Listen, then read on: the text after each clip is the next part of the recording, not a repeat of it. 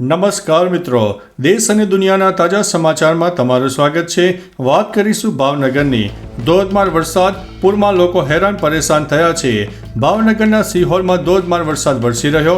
વરલ, ટાણા, બેકડી, સણસોરા, આબલા, ઈશ્વરિયા, પાલડી, નાના સુરકા, બજુરમાં વરસાદ થયો। બીજી તરફ પૂર્ણા નદીમાં પૂર આવવાને કારણે નવસારીની જનતા પરેશાન થઈ ગઈ છે। નીચાણવાળા 15થી વધુ વિસ્તારો પાણીમાં ગરકાવ થઈ ગયા છે। ઘણા લોકોના ઘરોમાં પાણી પણ ભરાઈ જવા પામ્યું છે। ઘરમાં ઘર વખરી પણ પલળી ગઈ છે। જિલ્લા વહીવટીતંત્રએ નવસારી અને જલાલપોર તાલુકાની આંગણવાડી અને શાળાઓમાં રજા પણ જાહેર કરી છે। મિત્રો, અન્ય મહત્વના સમાચારની વાત કરીએ તો અંબાલાલ પટેલની મોટી આગાહી। અંબાલાલ પટેલે જણાવ્યું છે કે દક્ષિણ ગુજરાત અને મધ્ય ગુજરાતમાં ભારે વરસાદ થઈ શકે છે। અમદાવાદ અને ગાંધીનગરમાં વરસાદની તીવ્રતા વધુ રહેવાની સંભાવના છે। 15 જુલાઈ સુધી દક્ષિણ ગુજરાત અને સૌરાષ્ટ્રના વિસ્તારોમાં ચોમાસું વધુ સક્રિય રહેશે અને ભારે વરસાદ થઈ શકે છે।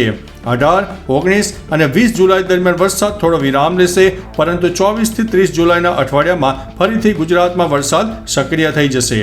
મિત્રો, અન્ય મહત્વના સમાચારની વાત કરીએ તો પાકિસ્તાનમાં મકાન ધરાશાયી, 27 લોકોના થયા છે મોત। પાકિસ્તાનના કરાચીમાં એક બહુમાળી ઇમારત ધરાશાયી થઈ છે। આ દુર્ઘટનામાં 27 લોકોના મોત થયા છે, જ્યારે ઘણા લોકો હજુ પણ કાટમાળ નીચે ફસાયેલા છે।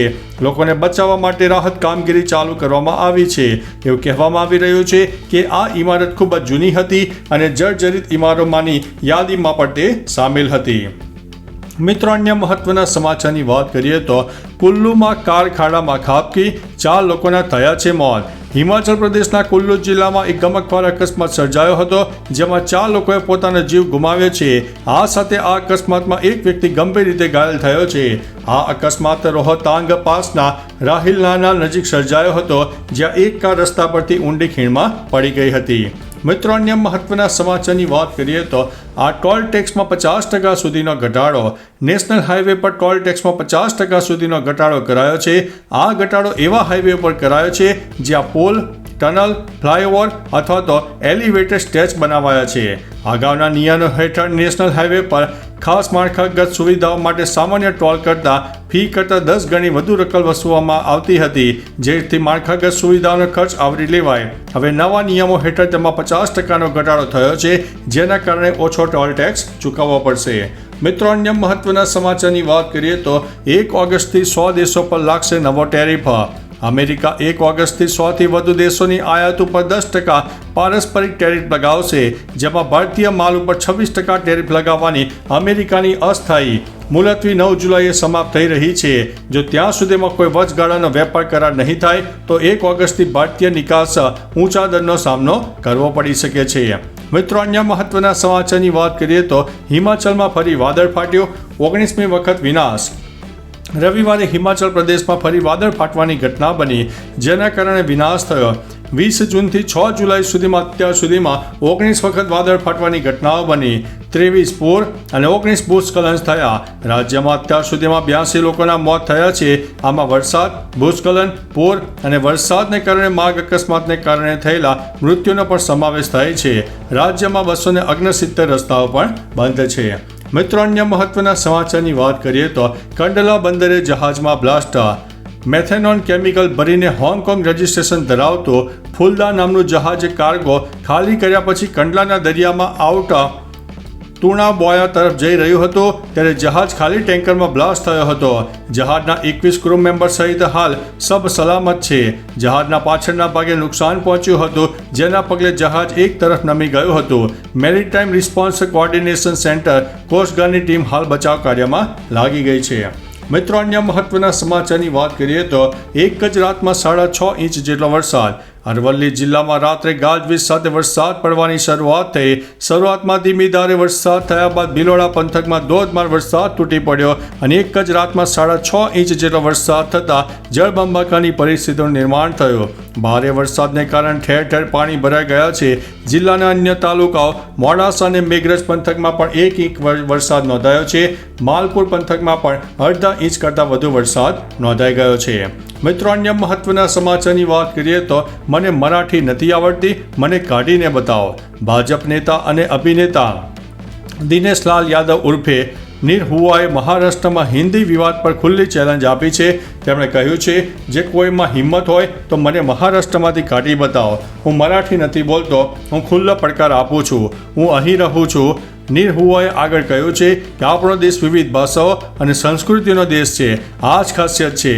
જે કોઈ આ ગંદી રાજનીતિ કરી રહ્યું છે તે હવે સાવધાન રહે. મિત્રો, અન્ય મહત્વના સમાચારની વાત કરીએ તો કોર્પોરેટર દારૂના નશામાં જુગાર રમતા ઝડપાયા છે. અમદાવાદમાં બાવળાના વોર્ડ નંબર 4ના કોર્પોરેટર દીપક ભટ્ટ જુગાર રમતા ઝડપાયા છે. પોલીસે બાતમીના આધારે પરસોત્તમ રાઈસ મિલમાં દરોડા પાડીને કોર્પોરેટર સહિત કુલ 8 લોકોને ઝડપી પાડ્યા હતા. સમગ્ર મામલે બાવળા પોલીસે 13.57 લાખના મુદ્દામાલ કબજે કર્યો છે. પોલીસે જુગારીઓની ધરપકડ કરતા તેમાં કોર્પોરેટર સહિત 2 જુગારીઓ નશાની હાલતમાં મળતા બંનેની સામે પ્રોહિબિશનનો ગુનો પણ નોંધાયો છે. મિત્રો, અન્ય મહત્વના સમાચારની વાત કરીએ તો નવી મુંબઈના માર્કેટમાં ભીષણ આગ. નવી મુંબઈના તુર્ફે સેક્ટર 20માં એપીએમસી માર્કેટ પાસેના એક ગોદામમાં ભીષણ આગ લાગી. દૂરથી આગની જ્વાળાઓ દેખાઈ રહી હતી. ફાયર બ્રિગેડના ઘણા વાહનો ઘટના સ્થળે હાજર હતા. આગ હોલવવાનો પ્રયાસ પણ થયો. અકસ્માતમાં કોઈ જાનહાનિના અહેવાલ નથી. આગનું કારણ શોર્ટ સર્કિટ માનવામાં આવી રહ્યું છે. મિત્રો, અન્ય મહત્વના સમાચારની વાત કરીએ તો શાળાઓમાં રજા. નવસારીમાં પૂરની શક્યતાના પગલે જિલ્લા વિકાસ અધિકારી દ્વારા ગઈકાલે શાળામાં રજા જાહેર કરવામાં આવી. જિલ્લા વિકાસ અધિકારી દ્વારા નવસારી શહેર સહિત જલાલપોરની શાળામાં રજા રાખવા માટે સૂચના આપવામાં આવી હતી. નવસારી અને જલાલપોરની આંગણવાડીઓને પણ રજા રાખવાનો આદેશ કરાયો હતો. મિત્રો, અન્ય મહત્વના સમાચારની વાત કરીએ તો 24 કલાકમાં 203 તાલુકાઓમાં વરસાદ. ગુજરાતમાં છેલ્લા 24 કલાકમાં 203 તાલુકામાં વરસાદ ખાબકી ગયો છે.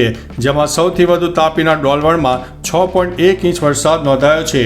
ડાંગના સુબીરમાં 5.2, બારડોલીમાં 4.9, પલસાણામાં 4.4, વલભીપુરમાં 4, વ્યારામાં 3.9, વાંસદામાં 3.5, સોનગઢમાં 3.3, વઘઈમાં 3.1, વાલોદમાં 2.9, ભાવનગરમાં 2.8, સુરત શહેરમાં 2.7, બાબરા, ચીખલી, ઉમરપાડા અને ગઢડામાં 2.4 ઇંચ, ગણદેવી, ઉચ્છલ, વડાલી અને ઓલપાડમાં 2 ઇંચ જેટલો વરસાદ નોંધાઈ ગયો છે.